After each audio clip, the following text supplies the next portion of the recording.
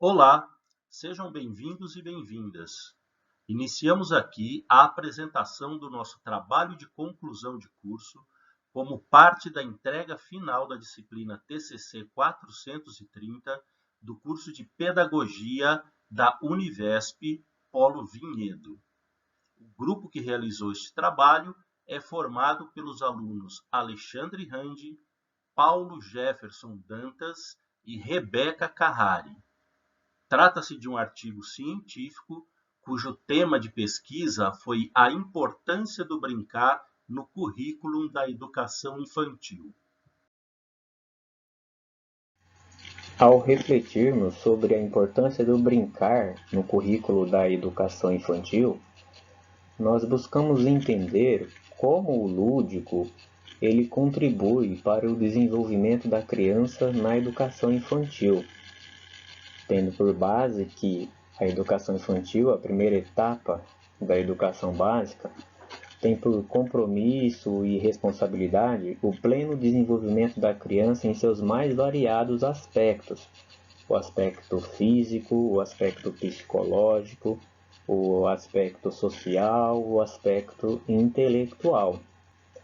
A partir disso também nós procuramos compreender como o brincar ele está posto dentro do currículo, visto que nós temos uma vasta legislação, diretrizes, normas, referências sobre esse assunto.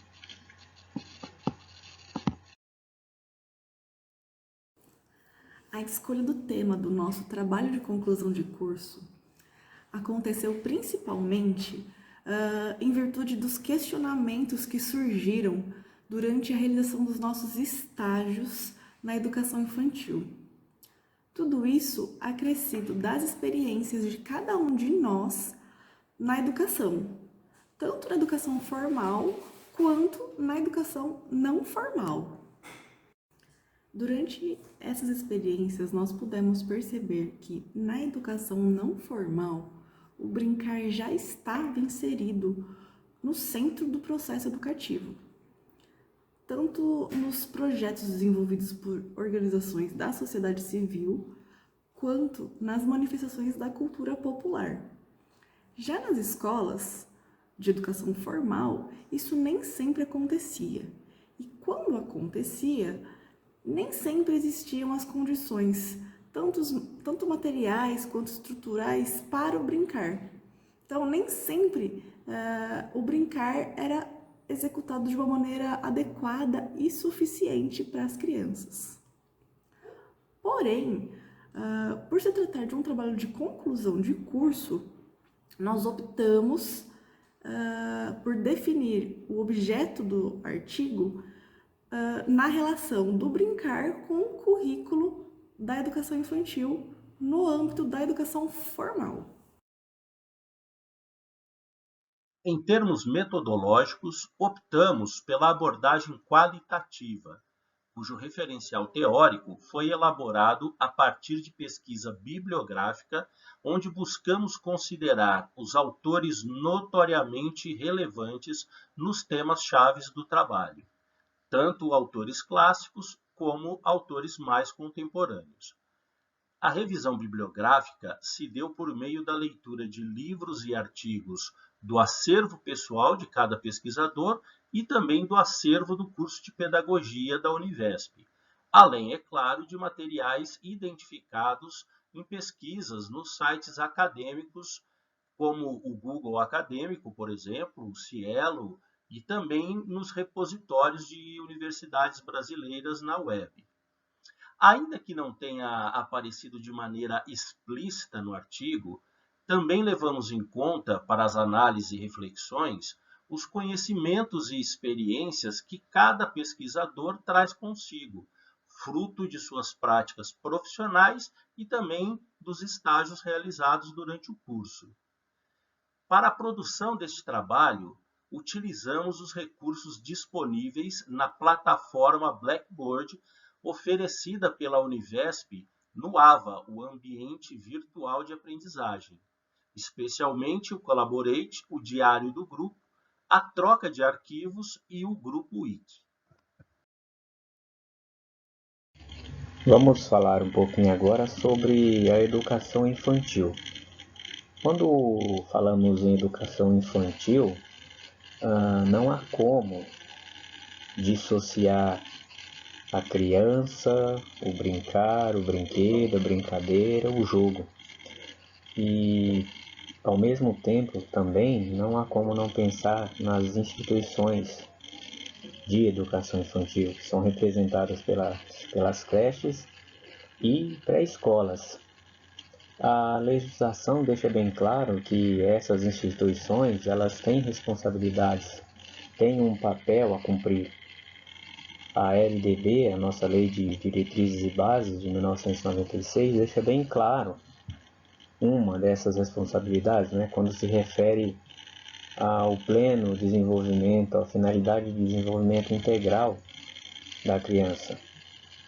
Antes disso, em sentido mais amplo, em 1988, a Constituição Federal falou que a educação é direito de todos, abrangendo aí o dever do Estado e também o dever da família. E, mais recentemente, a Base Nacional Comum Curricular deixou bem claro que a educação infantil é o início, é o alicerce educacional e que dentro desse alicerce está englobado aí dois aspectos, que é o cuidar juntamente com o educar, estão diretamente ligados. E também os parâmetros curriculares nos trazem a definição desse sujeito da educação infantil, que é a criança, mostrando-nos que esse sujeito é um sujeito social histórico produtor de cultura. Ao mesmo tempo em que está inserido dentro de uma cultura, ele próprio produz uma cultura. E daí então, um dos que pode ser considerado um primeiro currículo, por assim dizer, da educação infantil, o referencial nacional curricular da educação infantil, ele deixa bem claro que as instituições de educação infantil, creches e pré-escolas, são o primeiro espaço onde a criança ela vai vivenciar, onde ela vai começar a formar a sua ética, a sua moral, as suas relações sociais. E ainda a BNCC, corroborando esse aspecto, ela nos diz que creches e pré-escolas têm esse grande objetivo de ampliar o universo das experiências e conhecimentos e habilidades dessas crianças. Tudo isso é feito por intermédio do brincar na educação infantil.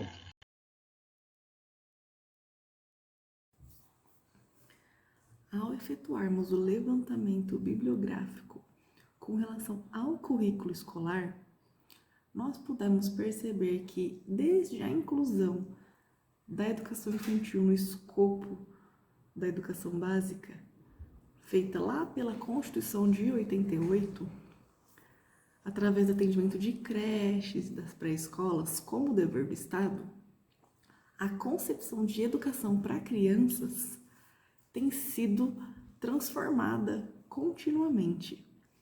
Então, esse conceito de educação passou a ser, deixar de ser uma política, uma prática assistencialista e se tornando um instrumento de desenvolvimento da criança como ser humano e como cidadão. Só que foi lá em 1996, quando a LDB foi promulgada, que houve efetivamente a inovação do conceito de educação, porque as creches e as pré-escolas foram integradas ao currículo. Porém, foi em 1996, com a criação da Lei de Diretrizes e Bases da Educação Nacional, que a educação efetivamente foi inovada, porque as creches e as pré-escolas passaram a fazer parte efetivamente da educação básica, como a primeira etapa da educação. E tanto as creches quanto as pré-escolas, elas foram incentivadas a terem autonomia, tanto quanto a flexibilização do currículo, quanto a decisão da utilização de um ou outro método pedagógico, desde que a aprendizagem das crianças fosse garantida. Em 1998, foi publicado o Referencial Curricular Nacional para a Educação Infantil, cujo objetivo era orientar a implantação das práticas educativas para cada instituição de educação.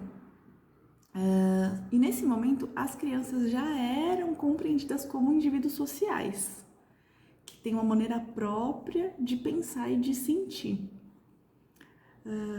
Porém, apesar desse referencial enfocar o desenvolvimento integral das crianças, as crianças eram vistas ainda como sujeitos passivos, que apenas reagiam aos estímulos dos adultos, que no caso são os professores, os educadores. Em 2009, surgem as Diretrizes Curriculares Nacionais para a Educação Infantil, com o propósito de oferecer os melhores meios para compreender como a criança aprende. E nesse momento, ela já era considerada como um sujeito ativo, não mais como um sujeito passivo. Em 2017, foi homologada a BNCC, que é a Base Nacional Comum Curricular. E no âmbito da educação infantil, a criança já é vista de outra forma.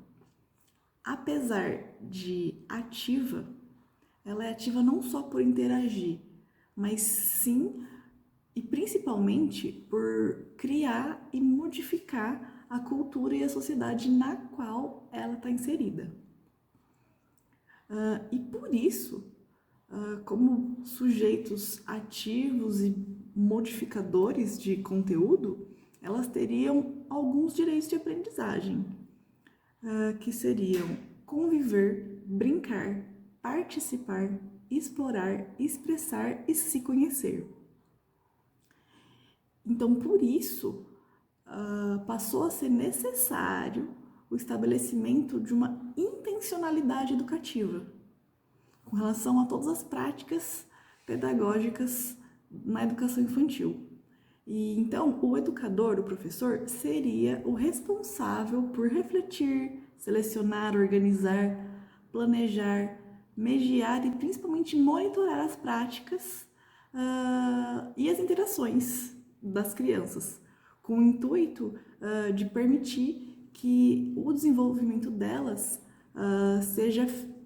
aconteça de maneira absoluta, né? Respeitando os 3 princípios éticos indicados lá pelas diretrizes nacionais da educação infantil, que são os princípios éticos, estéticos e políticos. Pois bem, e o terceiro tema-chave desse nosso trabalho é o brincar. O brincar que aparentemente, ou pelo senso comum, a gente pode acreditar que seja uma atividade natural e intrínseca da criança desde os primórdios da humanidade, mas com os nossos estudos e pesquisas, a gente percebeu que não é bem assim. E mais que isso, a gente percebeu que existem diferentes concepções e perspectivas dessa relação entre o brincar e a criança, principalmente quando a gente olha no universo da educação infantil. O próprio termo brincar em si, ele causa alguma confusão, porque em alguns momentos ele se confunde com jogo, com brinquedo, com brincadeira, seja como conceito, ou então, na maioria dos casos, como diferença de tradução. A gente tem, às vezes, um mesmo autor que no original aparece brincar e na tradução em português aparece jogo, brinquedo, brincadeira, mas no fundo a gente acaba tendo como uma coisa comum ao brincar, né, e também a essas variações, jogo, brincadeira, brinquedo, a gente tem algumas características que formam o que a gente poderia chamar da família, né, de uma família conceitual aí em torno do termo brincar. Segundo a autora Chizuko Kishimoto, que foi uma das principais referências que a gente adotou para essa nossa pesquisa, somente no romantismo é que o jogo e o brincar ele aparece e se fixa como uma conduta típica e espontânea da criança. E aí os estudos passam a ser mais aprofundados e objetivos no sentido da relação da criança com o brincar e também essa relação no processo educativo. A Kishimoto ela traz para a gente como uma das grandes referências clássicas no estudo desse tema o Prebel, que ele é o criador, né, do jardim de infância, e ele trouxe essa proposta do brincar de maneira mais explícita no processo educativo. Mas diante dessa complexidade em torno do termo brincar e suas variações, nesse nosso trabalho, nós adotamos o brincar como sendo o ato ou a atividade lúdica da criança que envolve o brinquedo, a brincadeira e o jogo, tendo como características comuns e imprescindíveis a imaginação e a existência de regras, explícitas ou tácitas. E com esse conceito de brincar em mente, nós partimos então para fazer um estudo desses autores clássicos e outros nem tão clássicos. Lemos um pouco de Piaget, lemos um pouco de Malaguzzi, mas no final das contas a gente resolveu circunscrever um grupo de autores que nos pareceu suficiente para esse trabalho. Inicialmente, como a gente já disse anteriormente, Friedrich Froebel, um autor que criou, né, o Jardim de Infância e um autor muito conceituado e relevante nos estudos da educação infantil e dessa relação do brincar na educação infantil. Para o Froebel, o brincar ele envolve a criança inteira, seus sentimentos, seus movimentos, sua percepção e o seu pensamento. Dessa maneira, constitui-se como um elemento essencial no processo de desenvolvimento infantil. E mais ainda, Froebel considera essa a mais alta fase do desenvolvimento infantil. Então, o brincar adquire, sem sombra de dúvidas, um lugar muito importante e central no pensamento de Froebel. Freud é um outro pensador que também escreveu e realizou estudos em torno do brincar. Para o Freud, o brincar ele funcionava, ele seria como um processo que, fazendo parte do processo de sublimação da energia da libido, o brincar seria o mais saudável caminho para a canalização dessa energia, construindo-se processos de sublimação saudáveis e identificadores a partir do brincar. Ou seja, nesse sentido, ele ainda complementava dizendo que a tarefa de uma boa educação infantil seria a de propiciar, através das brincadeiras, o afeto e a sociabilidade, dando voz aos sonhos infantis. Um terceiro autor muito importante que a gente trouxe para o nosso trabalho é o Vygotsky. O Vygotsky, por sua vez, ele afirma que é no brincar e no brinquedo que a criança aprende a agir numa esfera cognitiva ao invés de numa esfera externa. Isso é um passo muito importante, porque é a partir dessa relação com o brinquedo que a criança passa a depender mais das motivações e tendências internas do que dos incentivos oferecidos e fornecidos pelos objetos externos. Essa concepção do Vygotsky, que é corroborada por diversos autores mais contemporâneos que nós estudamos para esse trabalho, ela nos parece bastante interessante, porque ela apresenta como que o brincar, o brinquedo, como sendo um ponto de transformação da criança no seu processo cognitivo.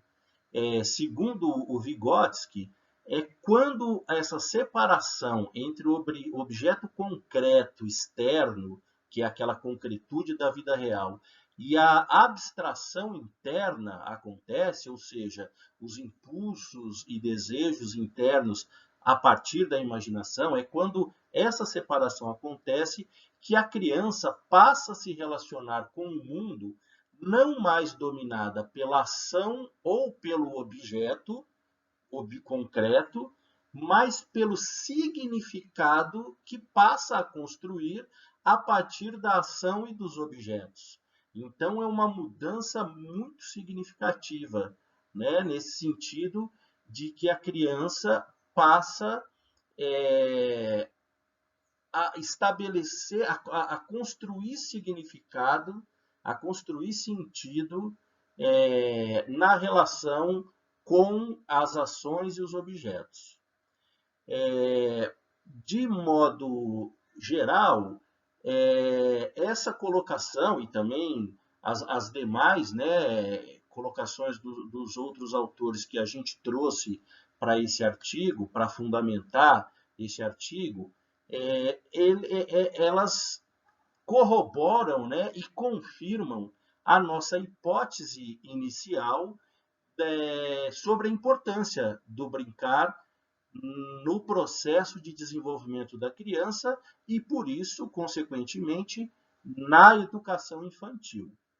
Mas, entretanto, o brincar ele não é suficiente para o desenvolvimento da criança em si, só o brincar, no âmbito da educação infantil, claro.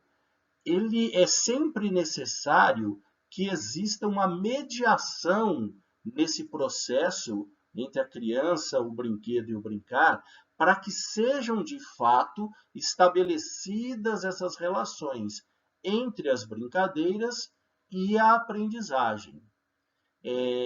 A Kishimoto ela sustenta, inclusive nesse sentido, que em situações de brincadeiras livres, as aprendizagens são de natureza mais simples. Porém, quando acompanhadas pelo adulto ou por outras crianças, criam-se aprendizagens mais complexas pela intervenção da zona de desenvolvimento proximal, um conceito central no pensamento de Vygotsky. Queremos falar agora a respeito das impressões e dos resultados que obtivemos ao conduzir esse artigo de pesquisa.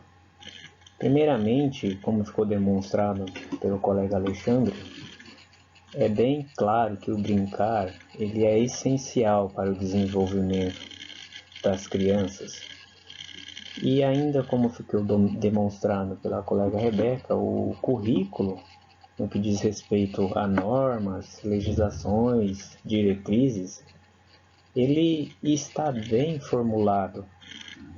A grande questão que nos orienta, então, é no que diz respeito à aplicação na prática desse currículo. Um questionamento que nos veio é que como podemos garantir a presença do brincar com qualidade para um bom processo educativo? Bem, ao analisarmos essa questão, nós chegamos à conclusão de que, para que isso ocorra, é necessário que os educadores tenham uma formação sólida, que eles passem a entender o brincar como um processo pedagógico, educativo, e não simplesmente como um passatempo. Essa visão é que necessita ser superada, para daí sim o brincar ele sair do currículo e se tornar vivo na prática e ser um brincar educativo, oferecido com qualidade e responsabilidade para o desenvolvimento pleno das crianças. Finalmente, nós podemos considerar que a nossa hipótese inicial foi confirmada, levando em consideração o nosso recorte, que foi a relação do brincar no contexto do currículo da educação infantil. Mas durante a nossa pesquisa, nós consideramos também as experiências de cada um de nós três, tanto no âmbito profissional quanto na questão dos estágios que nós fizemos para o curso. Então, a partir daí ficou claro que o tema brincar no contexto dos processos educativos extrapola o currículo, inclusive no espaço escolar formal, que são as escolas.